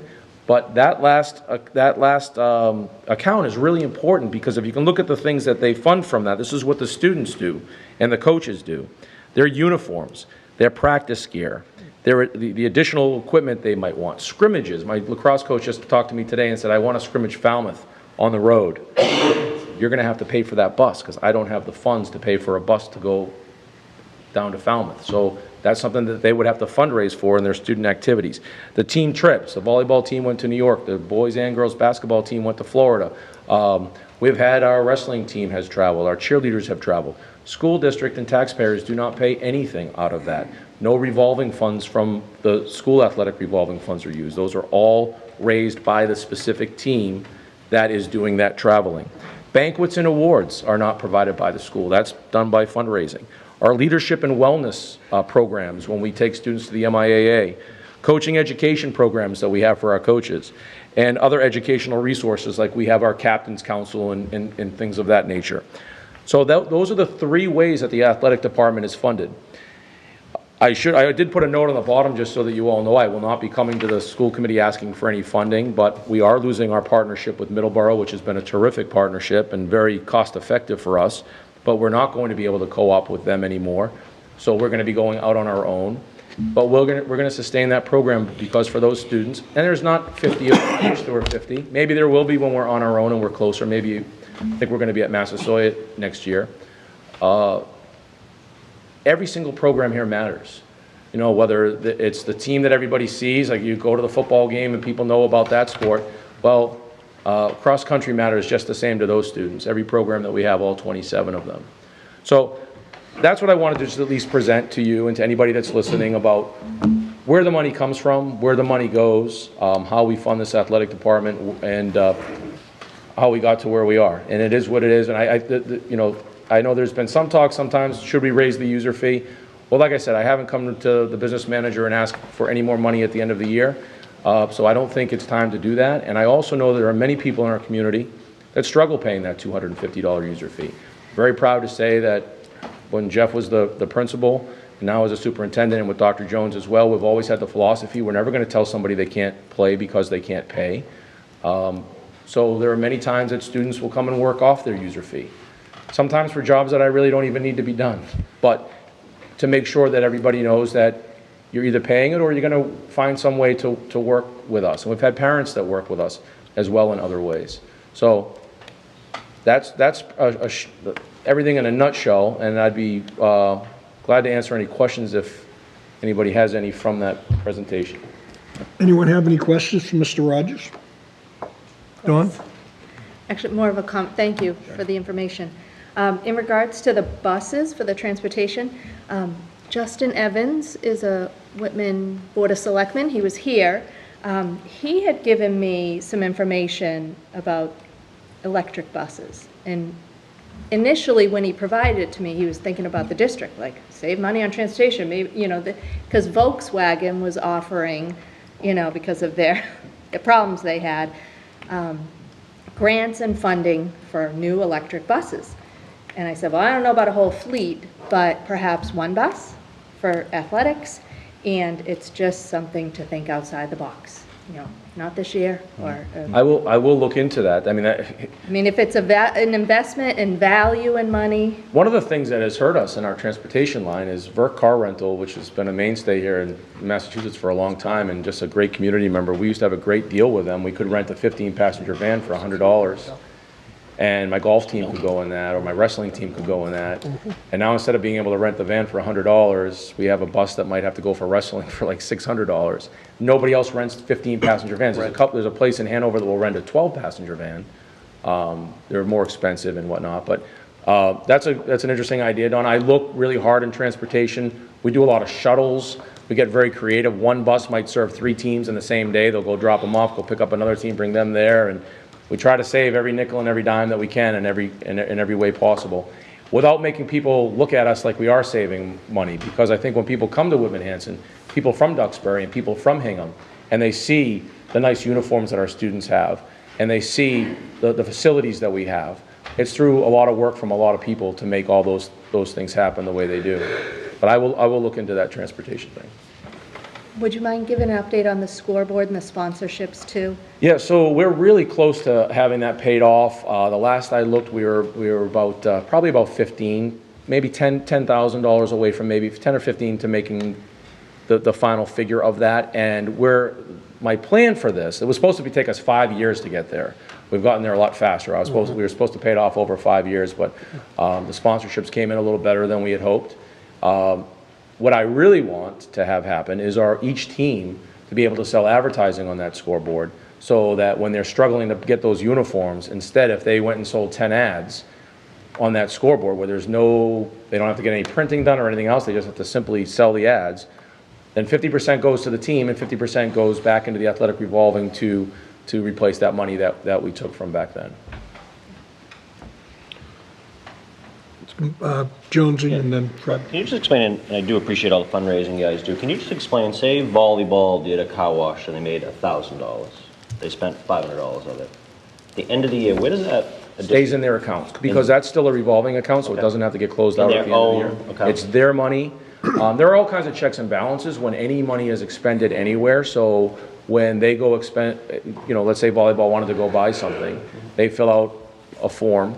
It gets first processed by Siobhan Horton, who runs that account. Then the principal will sign it, and then ultimately the check will get cut. So that's how the student activities accounts work. Okay. Thank you. But that's their money. So no, they made it. That's theirs. They made it, and they get to decide how they spend it. Thank you. Fred?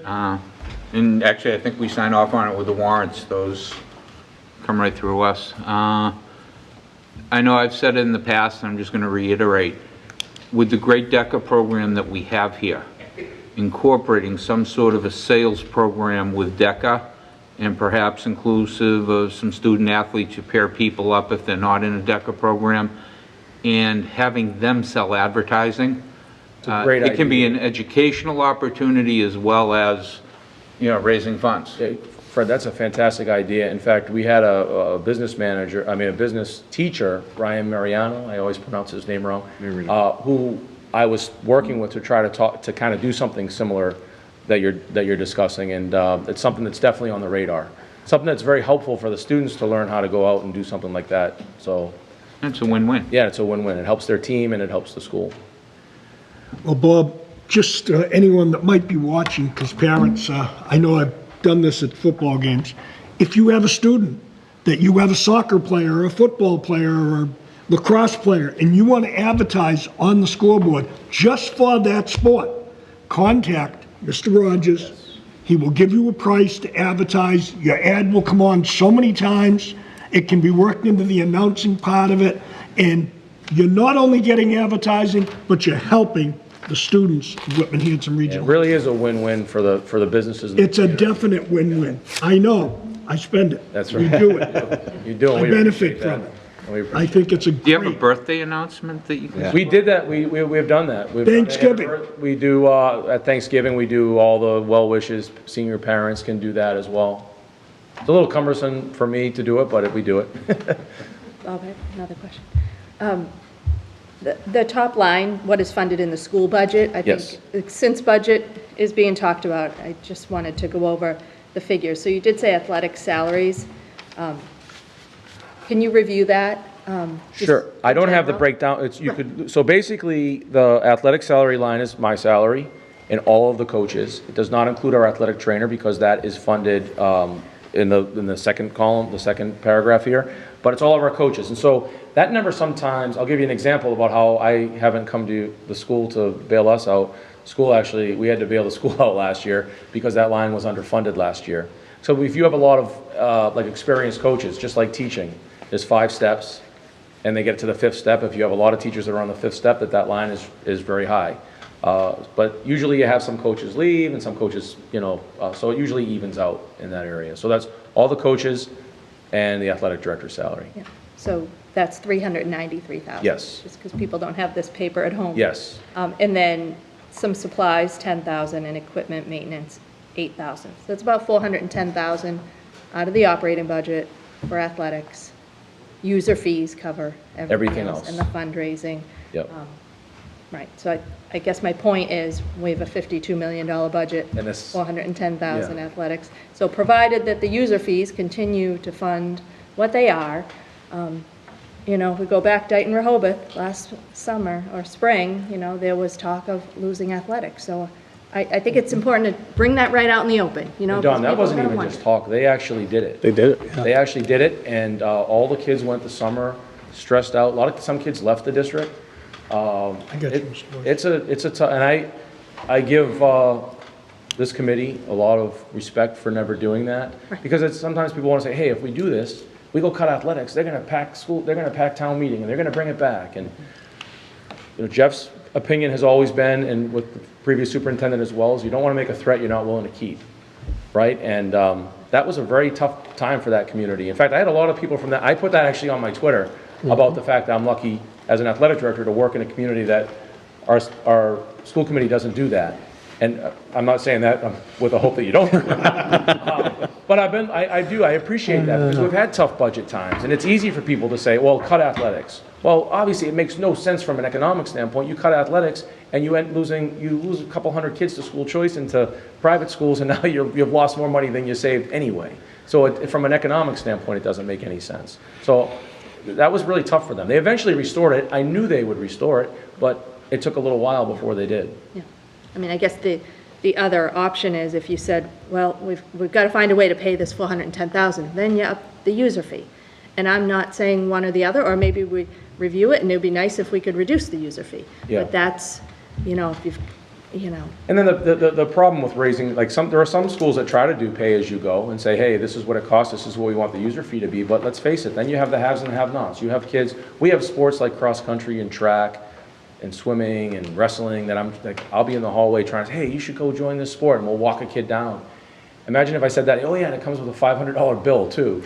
You know what I mean? And the user fee is something that you want to make sure that it's affordable for everybody in the community. So that's not a factor when they decide whether to play or not. Mr. Boyce. Mr. Rogers, have you contacted Tony the Tiger yet? Have you not seen the commercials, Fruit Loops or cornflakes or whatever? I actually don't watch much TV. Well, believe me, I've learned to become a recliner potato or whatever.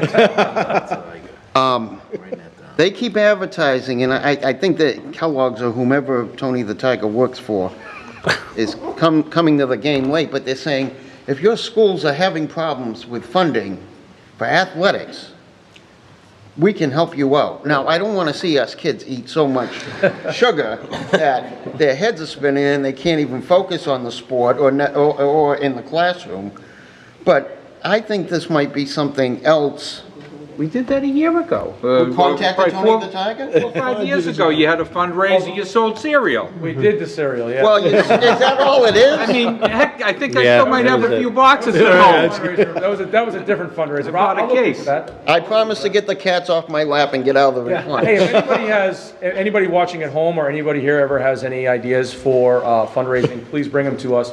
My ultimate Parking spaces. Yeah, we tried that. My ultimate goal someday is get it so that the kids don't have to be fundraising for their uniforms and they can be fundraising for their gear and for the things that help promote their programs. That would be my goal. Most schools are on a 5-year cycle.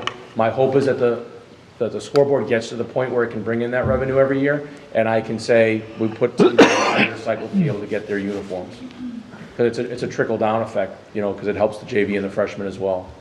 Bob, there's a huge amount of also community support, that if you lost athletics, you would lose that support. You would not only lose the student and the base and the funding through that, you would lose local support when it comes to budget.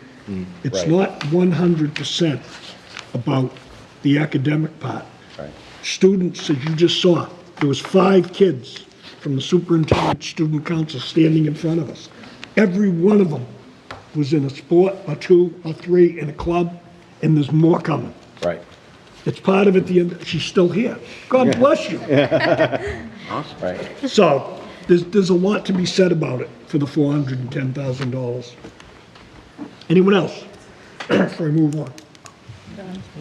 Thank you. Thank you, Bob. Thank you, Bob. Thank you very much. Bob. High school program of studies. Good evening. And just to reiterate, without talking too long, George, but Bob does a fantastic job with our athletic program. Anybody that comes around and watches what comes out of it, it's not just about winning, losing, things like that. It's really about character and what's happening for students. So it is an integral part of the culture at Whitman Hanson. I'm looking to have you approve the program of studies for 2020-2021 school year. It looks like a long list. There's 20 items listed out there for you. There are changes. Anything that was more than a grammatical change, we just listed out as far as information. It's not as lengthy as it looks. Numbers 1 through 6 and 18 through 20 are more changes for interests and opening up options to students and being able to give them better options with scheduling choices. So you'll see some courses that are offered every other year. They've moved to offered every other year. Courses such as Modern China that has shown not enough interest to run for multiple years gone by. That's been taken out so that we can move electives around and things like that and offer more. You'll notice a couple of things that I do want to point out when it comes to world language, which is number 7 through 10. You'll notice some of the designations dropping and some updates to those courses. Those changes reflect a change in the philosophy and the pedagogy for the courses. Typically, when you take a foreign language course, which is now going to be called World Languages, when you take that course, you do a lot of grammar. And I'm sure we can all remember the whole idea of, past, present, all this stuff, and repeating the verbs and all that, and changing tense. They're moving away from that to where it's more proficiency-based. So it's the idea that you can take a student that has achieved at a higher level in our language courses, drop them off in that country of origin, and they'd be able to do fine. They'd be able to speak the language. So what you see happening in our classrooms now, in our world language classrooms now, is more conversation. They're actually accessing texts, reading texts, discussing texts in the target language instead of going over all the grammar. One thing major thing that you see change with that is we have a couple classrooms that have gone deskless, because it promotes students talking. So students come in and now they're conversing, and it's all about the target language rather than sitting and going over grammar. So the changes in those numbers reflect that. That's the basic language.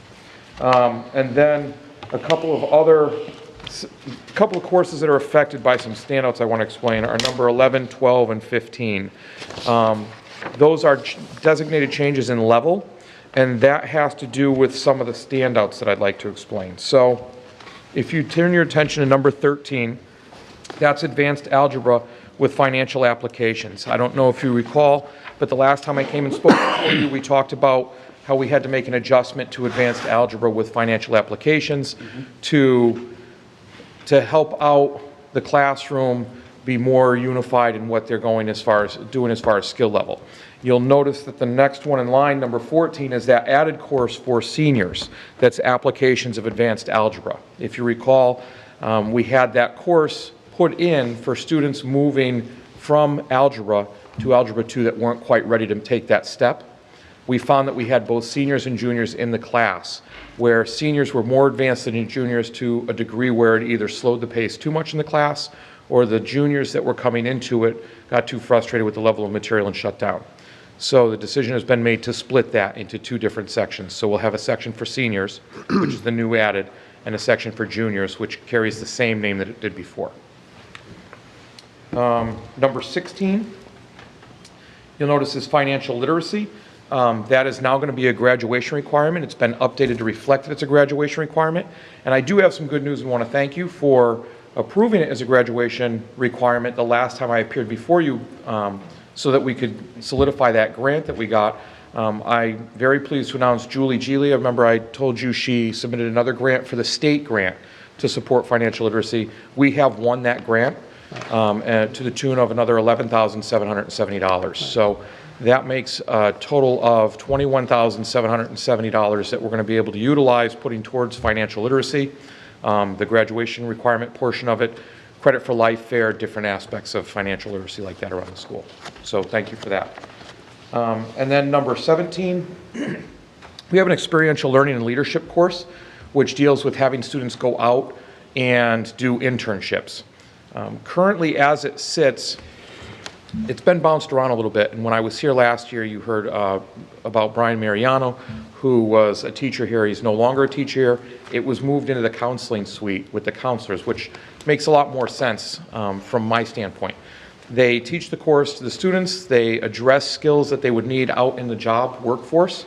And then the students get internships or placements into companies that are out in the community. Some actually serve within the schools if they're interested in going into education.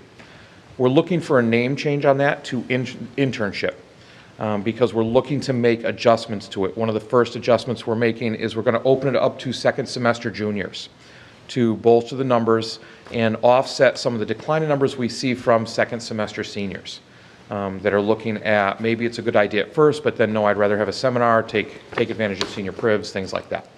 So that's the change there. And like I said, numbers 11, 12, 15 are courses that are just affected by the moving around and offerings of these other courses. Do you have any questions? Before you I know I go to went the fast. questions, I'd entertain a motion to accept the document in your packet as just reviewed. So moved. Second. Questions, discussion for Mr. Jones or anyone?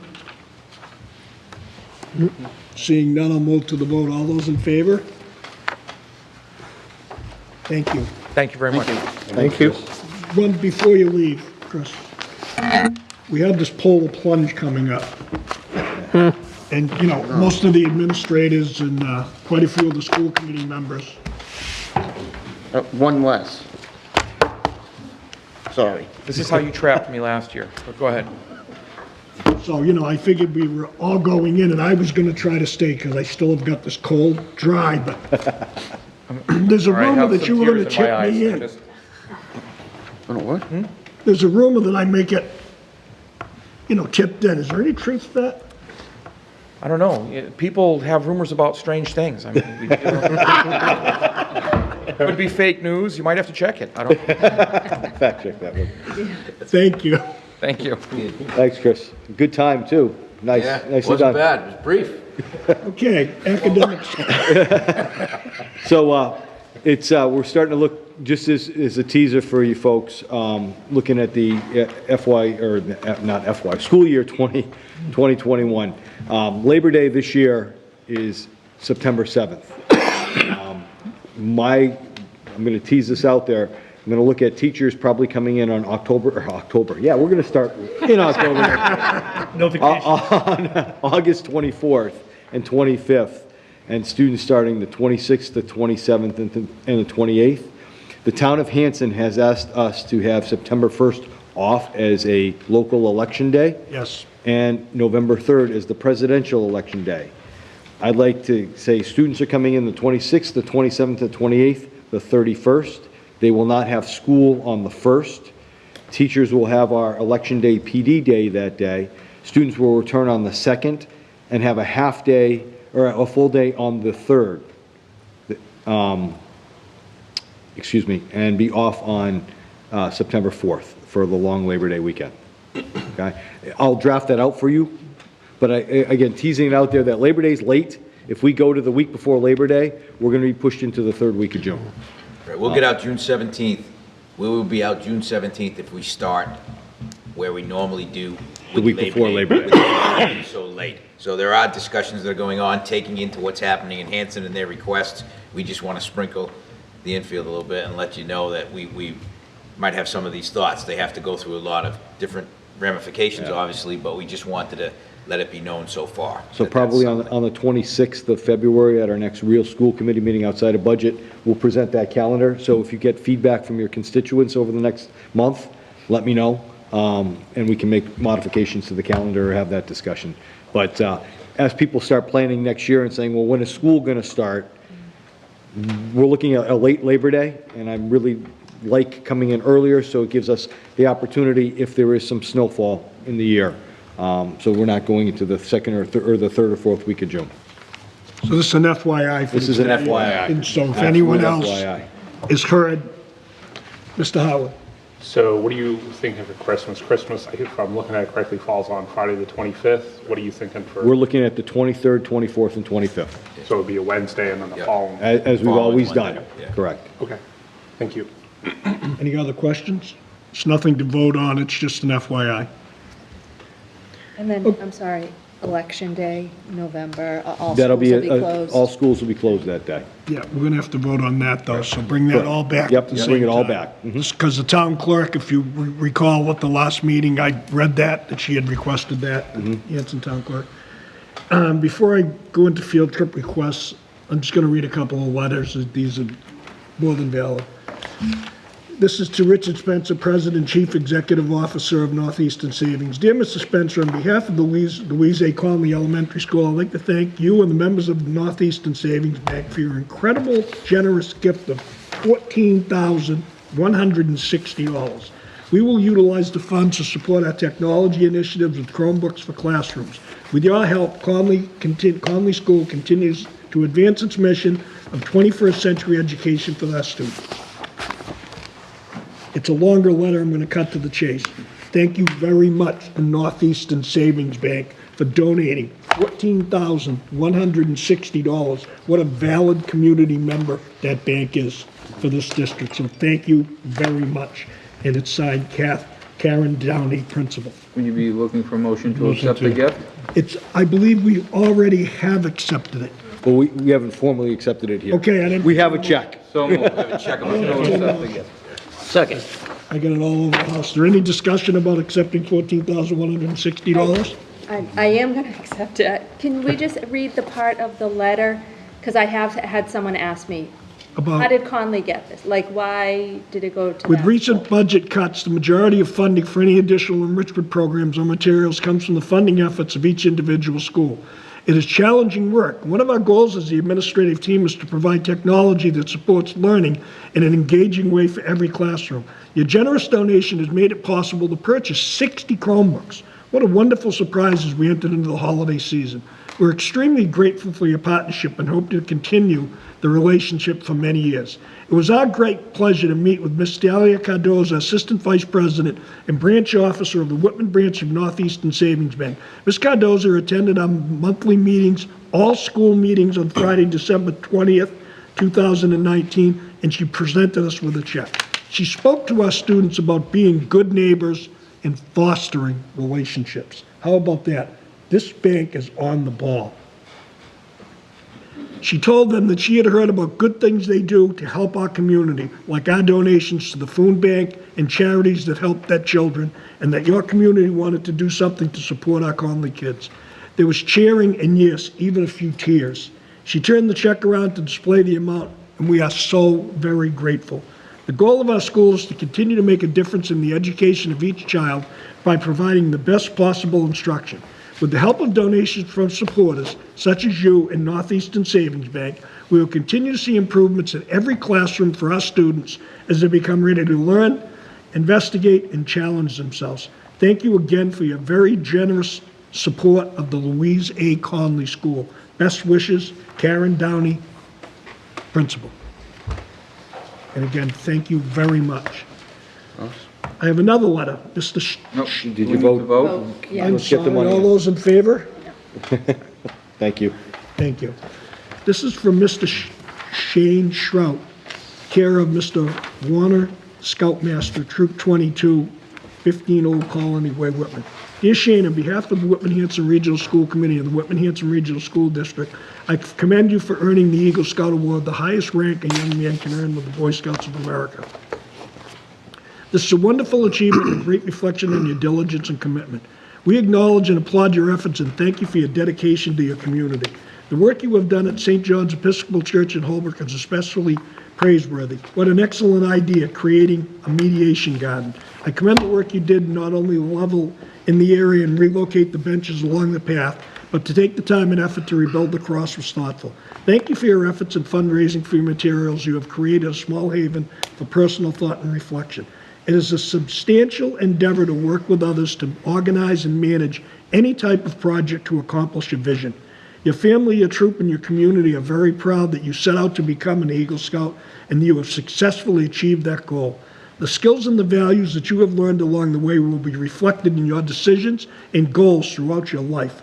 We wish you the best at your Eagle Court of Honor on January 19, 2020, and in the future. Congratulations and best wishes, Jeff Simonak, Superintendent of Schools. Another great thing that goes on here at Whitman Hanson Regional School District. Okay. Field trip requests. DECA State Conference from 2/27 to 2/29, 2020. They're going to the Copley Marriott in Boston. It's their state conference. There's approximately 20 students going. This is a yearly event. Tom DeSantis and Nita Consolini are the chaperones. They are going to, with transportation is needed, they will not need a school nurse as this facility has emergency personnel. I'd entertain a motion to. So moved. Second. Any discussion? All those in favor? Thank you. Bob, excuse me, just one more thing on field trips. As you know, and Dr. Jones is here, as you know, our students at the high school are flying to Australia, and Australia has been in the news quite a bit regarding their wildfires. I was just going to, if I can have a minute for Chris to just update the committee on where we're going and if the trip is still on. That one spot. Just a quick update. We've been monitoring the situation over in Australia, both through the United States State Department and local authorities in Australia through EF Tours and contacts they have there. We've been receiving information back and forth. Multiple conversations, looking at possible alternatives, things like that. But right now where we stand is that the trip is going to proceed as normal. They've been looking at longitudinal data as far as air quality. We're considering air quality. We're considering the social emotional impact as far as anxiety or anything like that. And right now, reports on the ground in Australia that we keep getting updates through EF Tours and through our State Department using their local resources, using technology is a great thing, cameras on the ground in Sydney from building tops and things like that to look at the air. It looks like it's going to be fine.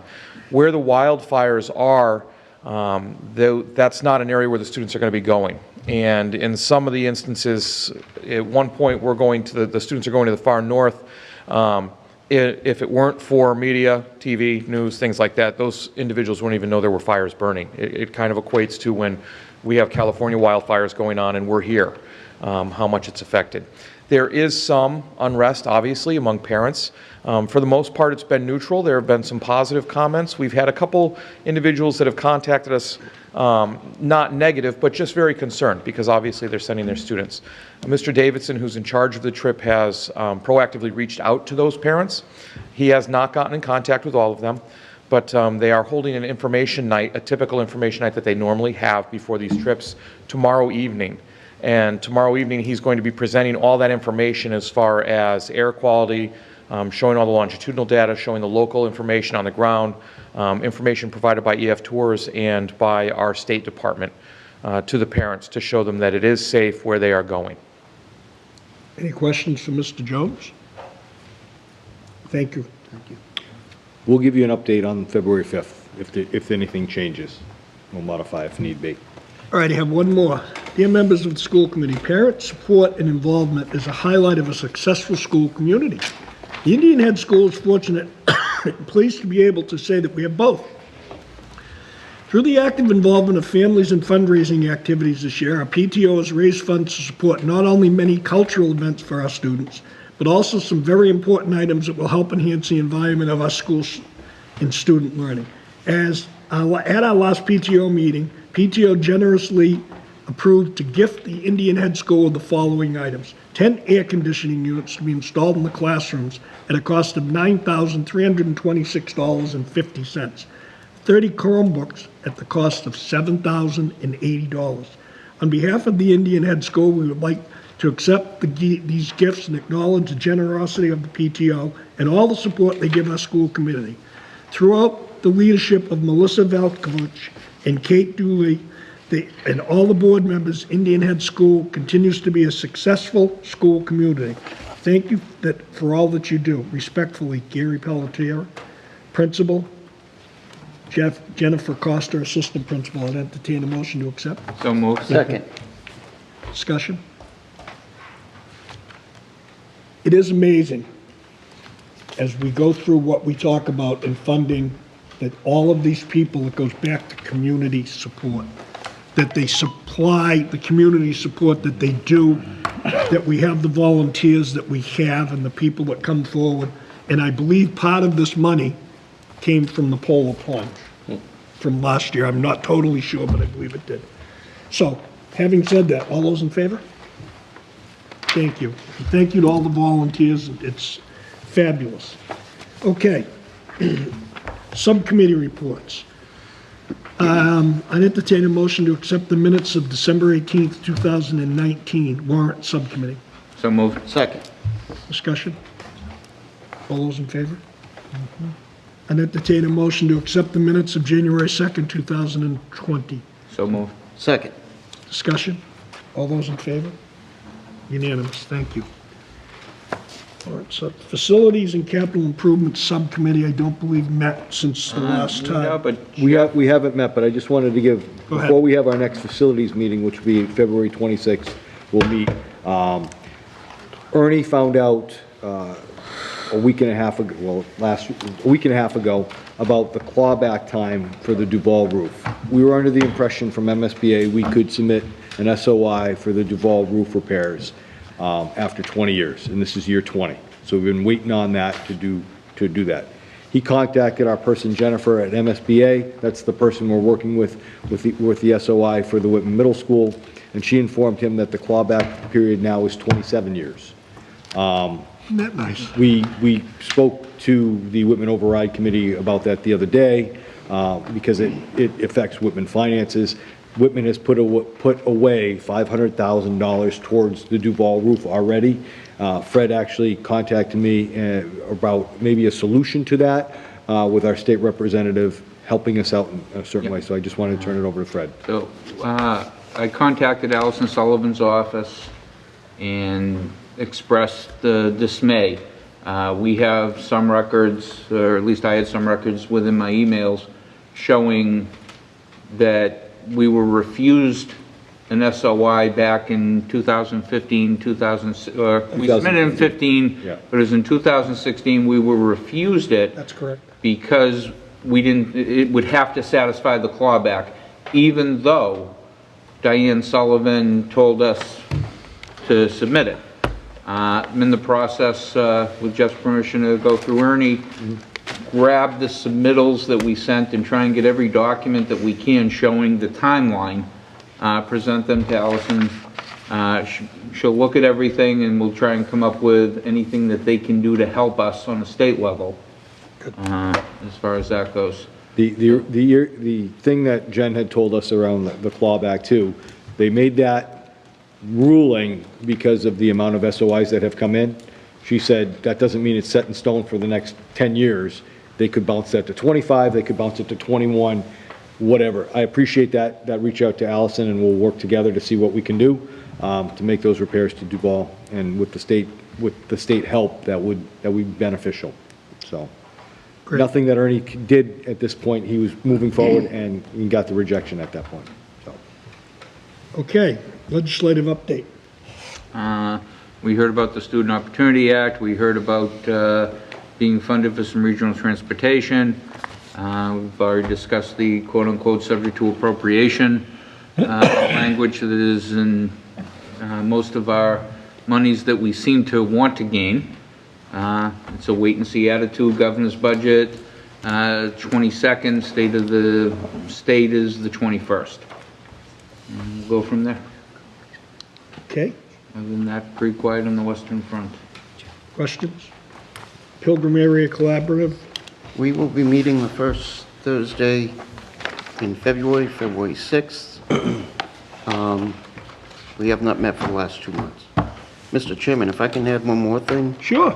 With the change in the calendar to 2020, I'm embarking on my 6th decade of volunteering within either Whitman Hanson or the Whitman Public Schools. And I'm looking forward to it. Congratulations. Thank you. Okay. Dates to remember, Monday, January 20th, 2020, no school. Martin Luther King Day is observed. Central offices will be closed. Friday, January 20th, 2020, pre-K to 12, early release, it's grading day. Sunday, January 26, 2020, Hanson PTO, Polar Plunge, Camp Kawani, 8:30 a.m. to 11. Any of you that want to donate, as you can see, they spend the money for the school district. You can go online, and there is a way to donate. If you look into Polar Plunge, you can look up any of us that are crazy enough to go in their cold water, donate to the individuals, and the money goes directly to the good things that happen here at Whitman Hanson Regional School District. We need to have an executive session to discuss strategy with respect to collective bargaining or litigation if an open meeting may have a detrimental effect on the bargaining or litigating position of the public body, and I believe it has. So, I'll take a roll call vote to go into executive session. Yes. Yes. Yes. Yes. Yes. Yes. Yes. Yes. Yes. We will be taking no votes other than voting to adjourn when we come out. Thank you, everyone.